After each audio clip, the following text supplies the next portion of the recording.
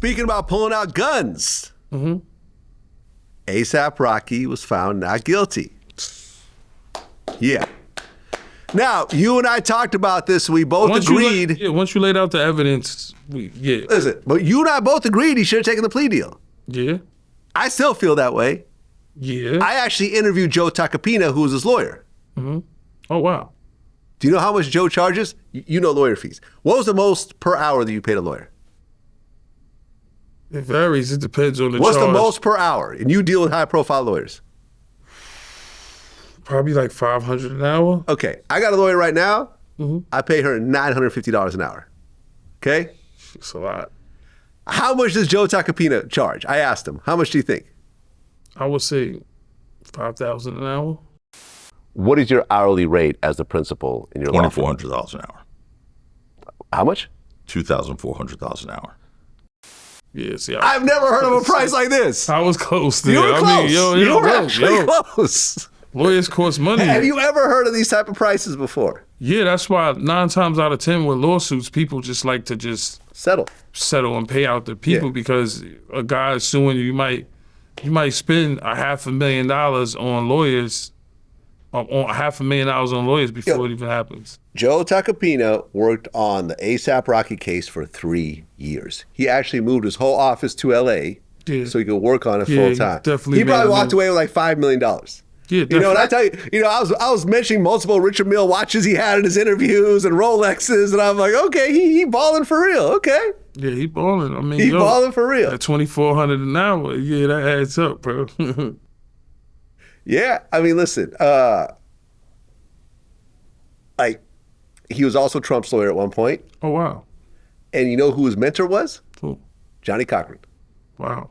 After Johnny beat the OJ case, he set up an office in New York and he took him under his wing.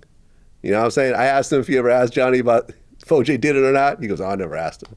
Johnny Cochran, the greatest to ever do it. The greatest ever to do it. Greatest to ever do it. But look, like, what he proved, okay, look, you and I had multiple conversations about this, because when we were talking about the whole Tory Lanez Megan Thee Stallion case, you said you've never heard of anyone take a trial when they shot somebody and the victim was willing to take the stand against them. Right. Now, in this case, the victim took the stand against Rocky, but I think most people felt that A$AP Rocky was lying. Remember, that was before, but the whole thing was, after you told me he like picked up the bullets from the range and then we seen the scratch on the hand, then it was like, all right, cool. This is like sounding kind of funny. Well, right, because, you know, you talked about you never seen anyone get shot and the shooter actually take it to trial and think they're going to win. But I don't think A$AP Rocky was actually shot. Yeah, he wasn't shot. Remember, he was faking his injuries. Yeah.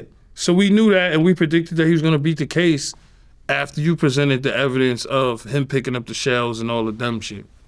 Like, that was crazy. The defense was that it was a fake gun. It was a starter pistol. And I had told Joe in our interview, I said, I honestly don't really believe this defense very much, because who walks into a hostile situation with a fake gun? It almost becomes more dangerous for you. Right.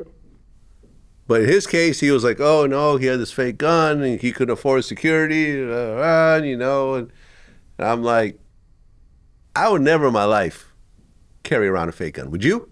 Oh, nah. only on the movie set. I would never even do it. I remember. Listen. I remember I was in Las Vegas, and I carry pepper spray around me sometimes, right? But I'm in Vegas, and you can't take it on planes, on carry-on. So I'm like, all right, I'll just get some pepper spray when I'm in Vegas. I go to this gun store, and the only pepper spray they had like a gun grip on it. So it's like a gun grip, and the pepper spray kind of goes into it, and you kind of shoot it almost like a gun, but it's pepper spray. And I said, I don't want this shit. This looks too close to a gun.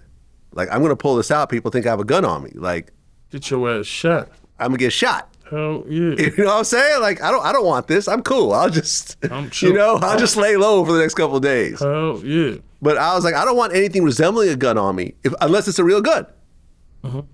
Doesn't make any sense, as far as I'm concerned. Man, like, yo, prop gun in the hood, you getting killed, man. Yeah. Have you ever heard of anyone pulling out a fake gun, like, Anyone carrying fake Back guns? in the days, motherfuckers used to try to rob niggas with BB guns, get their ass shot, their ass beat the fuck up or shot. But that was Wait, about so it. you heard of someone try to rob someone with a BB gun, and then what happens? Yeah, I mean, they either, some people fall for it, some people get beat the fuck up, some people get shot back in the days. Huh.